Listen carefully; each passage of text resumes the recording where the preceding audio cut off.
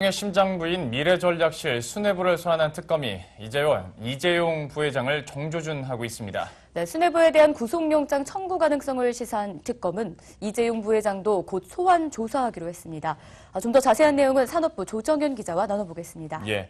먼저 오늘 최지성 부회장과 장충기 사장이 소환이 됐는데 이제 미래전략실 2인자가 함께 불려갔다는 것도 의미가 있겠죠. 네, 그렇습니다. 박영수 특별검사팀에 소환된 최지성 부회장은 미래전략실을 총괄하는 수장입니다. 예. 장충기 사장은 삼성의 대외 부문을 모두 맡고 있습니다. 오전 9시 36분쯤에 장충기 사장이 먼저 출석했고 이어서 최지성 부회장이 모습을 나타냈습니다. 취재진 질문에는 모두 입을 굳게 다물었는데요.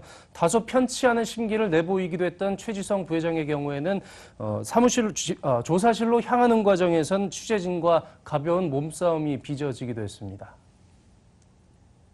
삼성의 최순실 씨 지원 관련해서 이재용 부회장으로부터 지시받은 적 있습니까? 여전히 삼성 뇌물이라는 부인인데.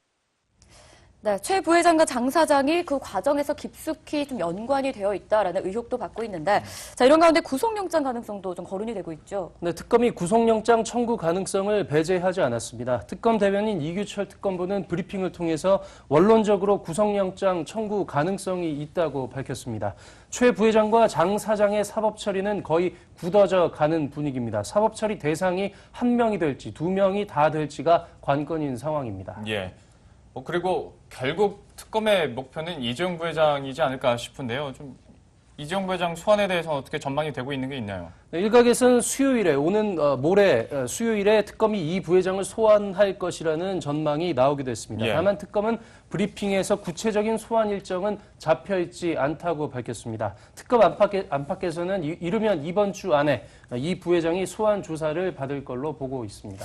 네, 특검은 국민연금이 삼성물산 합병을 지원한 데 대한 대가로 삼성 측이 최 씨를 도왔다라는 등, 즉 제3자 뇌물 공여죄에 해당한다고 보는데, 그렇다면 삼성의 입장은 또 어떤가요? 네, 최순실 측의 공갈과 강요에 의해서 어쩔 수 없이 지원을 했다는 게 삼성의 일관된 입장입니다. 네. 피해자라는 입장을 부각시키면서 이재용 부회장이 뇌물죄 공여 혐의에서 벗어나는 데 주력을 하고 있습니다. 앞서 검찰 소환 이전에 소환 조사를 받은 박상진 사장과 장충기 사장도 마찬가지 입장에서 진술을 했습니다.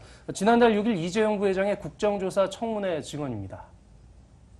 나중에 들었습니다.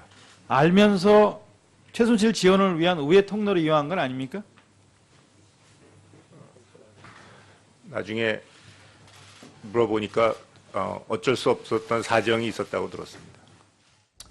참 이렇게 이재용 부회장이 만약에 정말로 수요일에 소환이 된다면 삼성그룹 입장에서도 그렇고 특검에서도 이번 주가 좀 삼성그룹 조사의 분수령이 될 것 같은데요. 삼성뿐만 아니라 이제 다른 기업에 대해서도 좀 속도를 내고 있지 않습니까? 소개를 해주시죠. 네, 특검팀이 수사를 SK와 롯데, 부영그룹으로 확대를 했습니다. 특검팀은 최근에 이형희 SK브로드밴드 사장과 장선욱 롯데 면세점 대표, 이중근 부영그룹 회장 등을 출국 금지 조치했습니다.